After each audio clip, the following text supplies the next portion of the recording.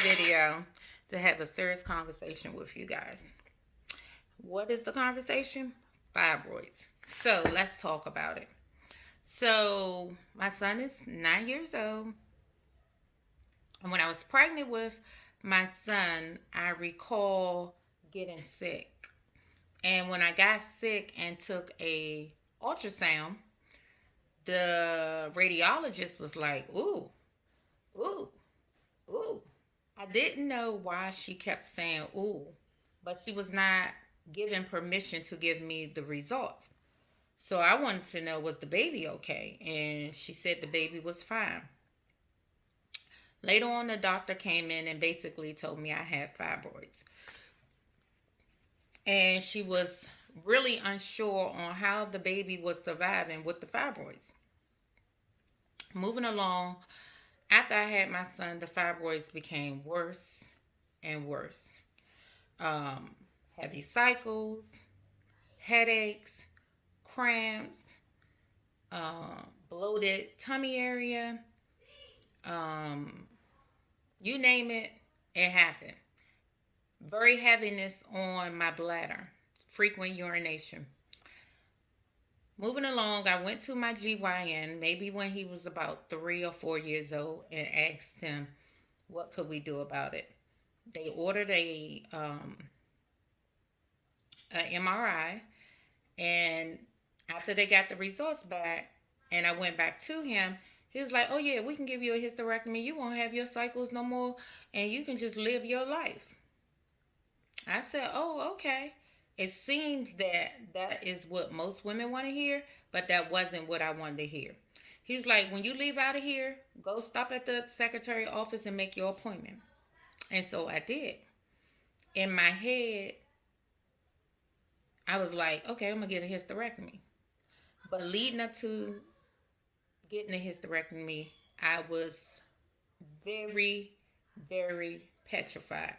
I was very not at ease. I felt no comfort level, and all he could tell me was, hey, you won't get your cycle no more. Well, removing a major organ was more than just a cycle. So I did not go forward with it. I decided, no, I'm not getting a hysterectomy.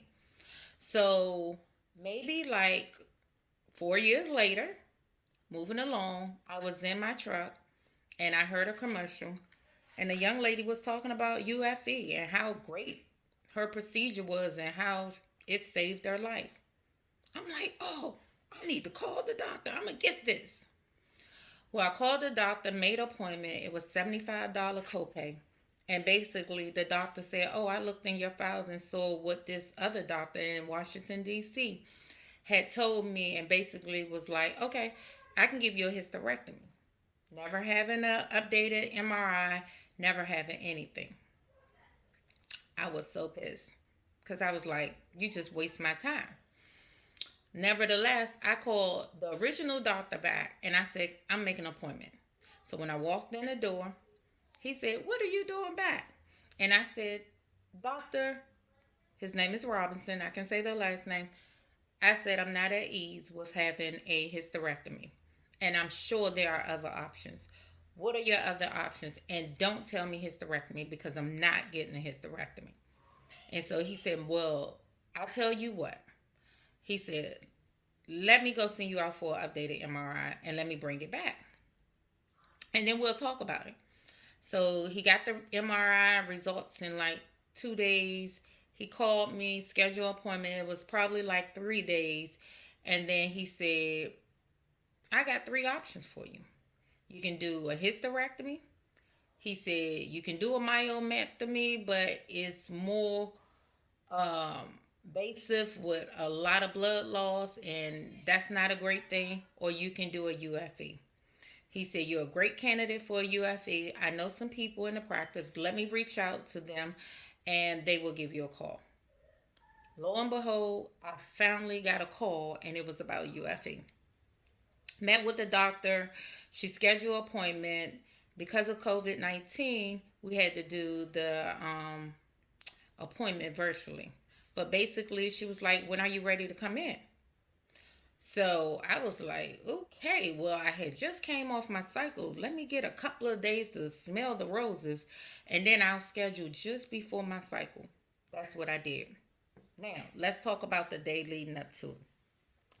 I'm a member of Aetna, so my copay was $350, and my appointment was at 7 o'clock in the morning.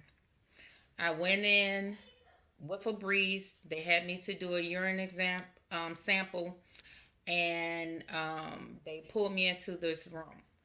The room was probably about not your typical operating room.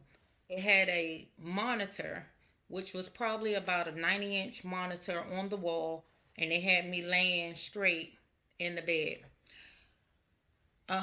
She had me to recite my address to her, and then when I woke back up, honestly, it was time to get out the room.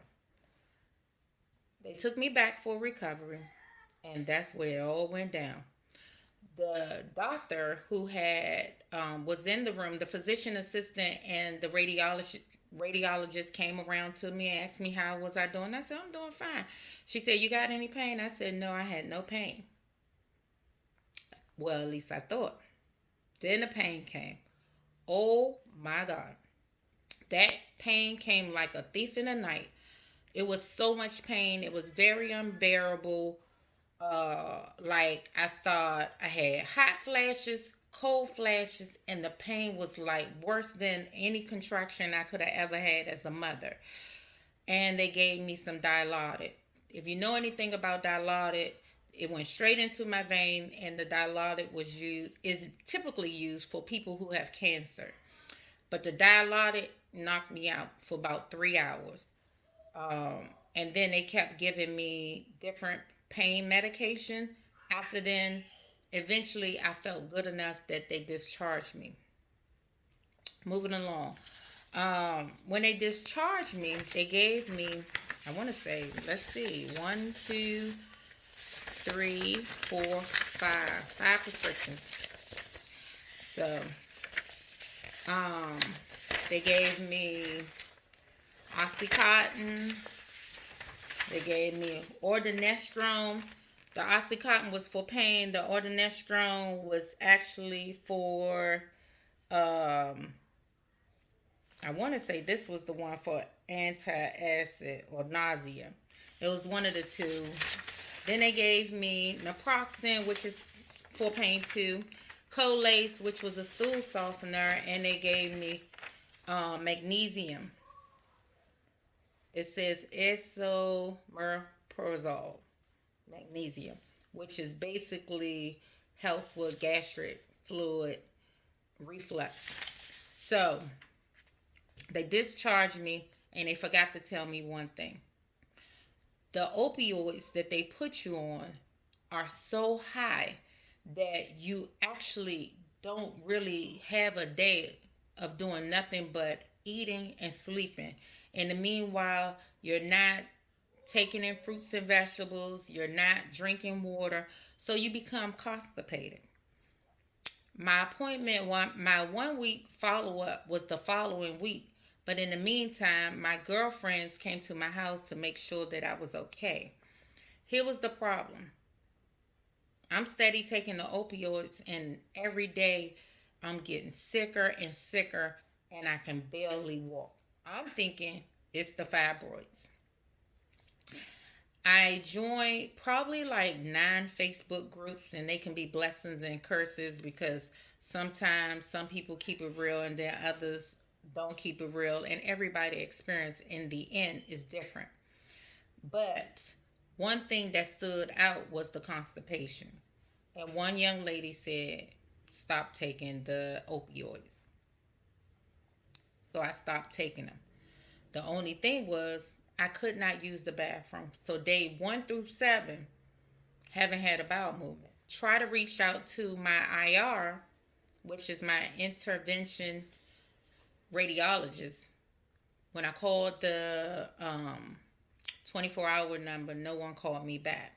In the meanwhile, my friends gave me prune juice. They gave me gas X. They gave me almost everything you can think of, X-Lax, almost anything you can think of, it would not work. I could not use the bathroom.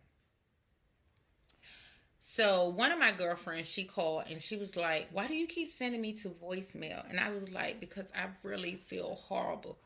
And she panicked. She was like, "Oh my God, you haven't did number two?" Hadn't did it.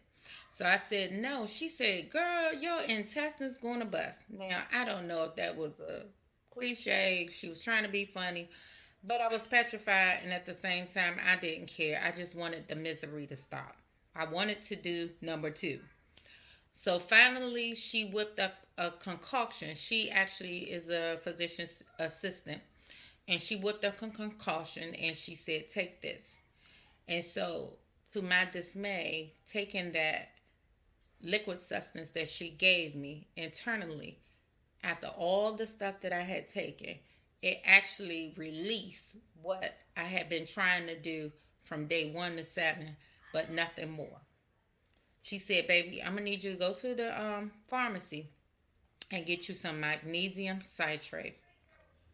So I get to the pharmacist and I asked the pharmacist, I said, "Can you give me a suggestion or tell me how good is the magnesium citrate?" I said, "I know you can't give me doctor's advice, but I just want to know."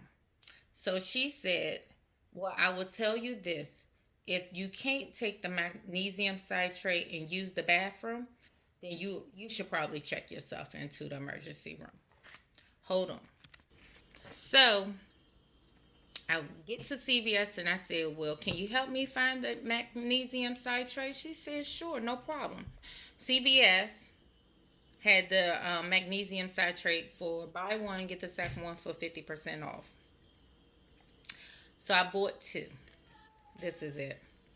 When I tell you, this right here, it activated everything.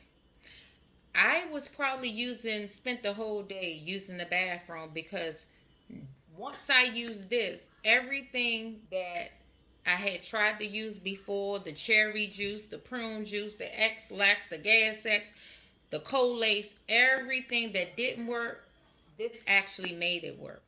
And this was the lifesaver in the end. I drunk this one day and then I waited 2 days later and I drank another one. And it was like a breath of fresh air. Now, as far as the fibroids, do I think the surgery was well worth it? I would say yes. They did a tiny slit on my arm. You can see it because it's peeling right here. But it's a tiny slit. It looks, I don't know if you can see that. They did a tiny slit on my arm and then they put probes in my arm and inserted tiny particles to cut off the arteries that fed the fibroid. Now, I had two fibroids, one 10 centimeters and one 12 centimeters, which is two big fibroids, and that was the reason why I had so much pressure in my groin area and on top of my bladder. Now, after I had the surgery, almost immediately, I can feel that I did not have pressure anymore. So that pressure went away, and the hardness in my abdomen area that went away. My doctor, when I did my 1 week follow up, told me that you're supposed to see results between 1 and 90 days. Sometimes it can take almost up to a year. But for that symptom of release of pressure, I used to get up in the morning and used to have to go to bed at night. Well, when I would go to bed at night, I would probably get up probably like 3 or 4 times in the middle of the night because depending on how I lay or roll on my fibroids, it would immediately push on my bladder and it would send me to the bathroom. And I just spent all day going back and forth to the bathroom. When I was out with my friends and I would drink water or anything like that, I was always conscious because I was always in the bathroom.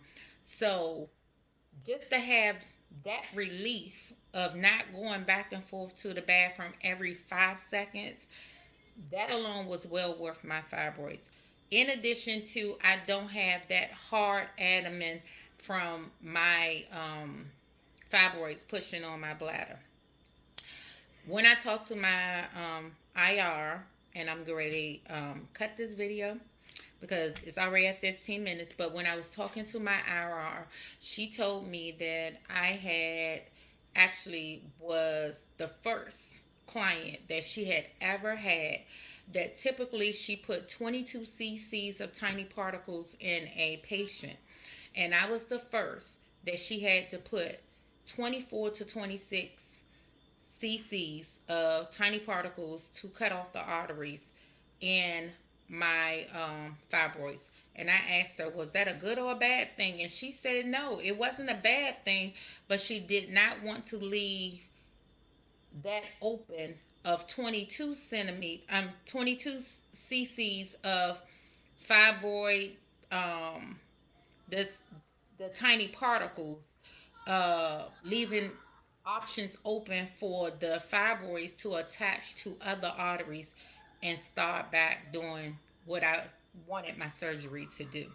So she said it was okay for her to put in the the 24 to 26 cc's of tiny particles in me to ensure that the fibroids would not attach to another organ or another fibroids and start feeding off of it. So it was important to her. And I was actually shocked to hear her say that. So yeah, I broke the mold and I broke the record for having the most cc's in her 20 years of practice insert into someone for fibroids. So I would say to you, my sisters, do not give up. Do not make hysterectomy your first option if you want to save your uterus. Um, when you have hysterectomies, it's not just about your cycles. A lot goes along with that. I am not a hysterectomy candidate to tell you what really went on, but I listen to friends and they talk about the difference in how they have to take hormone drugs, the pelvis, they had to have all this other surgeries following behind a hysterectomy. And again, it wasn't my option. I would say that for me, hysterectomies are for people with cancer and they're not for me because I would prefer to preserve my uterus and not allow a doctor to dictate taking a major organ that I was born with and I'm okay with. I am 45 years old and I have lived with my womanhood and my cycles since day one. And I'd rather things happen with my body naturally. And if I was to have a hysterectomy, it will be because I have exhausted all other options, and that is my last option. So right now is UFE. I'll come back in maybe 90 days and maybe a year later and just let you know how everything is. But so far, so good. Thank you for stopping by. Bye.